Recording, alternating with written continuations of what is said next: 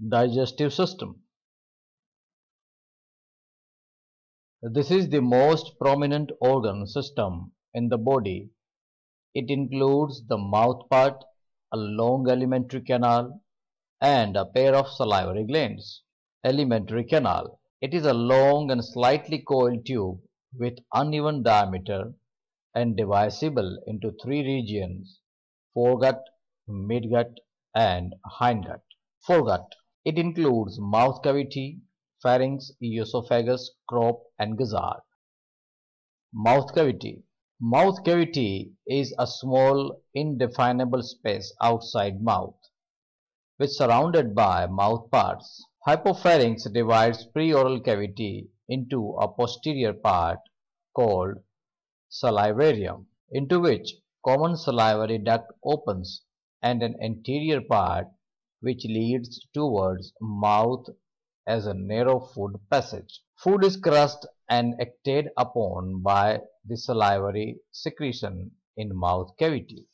Mouth. Mouth is a small opening at the base of preoral cavity and leads into pharynx. Pharynx. It is short and tubular, and its circular lining is more folded posteriorly. Esophagus. From pharynx arises a long, straight, narrow, and laterally compressed tube called esophagus.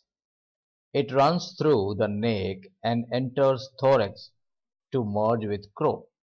Crop. It is a large, thin-walled, pear-shaped sac covered major part of abdominal segment. It is the largest part of foregut. Its internal epithelial and cuticular lining is very much folded. Its outer surface is covered by a network of trachea. Crop act as a reservoir for storing of food. Gizzard. Crop leads behind into a small cone-shaped muscular and thick-walled chamber called gizzard. It consists of two parts, an anterior armarium and a posterior stomodeal valve.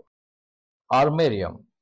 The armarium possesses internally 6 longitudinal folds that greatly reduce its lumen. Longitudinal fold alternate with 6 longitudinal grooves, which also bear small secondary folds. Cuticular lining of each longitudinal folds form in the anterior part a thick plate produced centrally into strong, sharp teeth. In the posterior part, a thin plate behind each longitudinal fold, the cuticular lining of the gizzard form a soft cushion-like lobe, the pad. The long backwardly directed hairs which act as strainer and allow only finer food particles to pass into midgut. Stomodeal valve. Behind pads, the posterior end of gizzard extend into the lumen of midgut as a spout-like narrow tube. The stomodeal valve, the latter fold back on itself and is thus double-walled. Stomodeal valve prevents regurgitation of food from midgut into gizzard. Midgut. Midgut is the short and narrow tube-like middle part of alimentary canal, also known as mesenteron.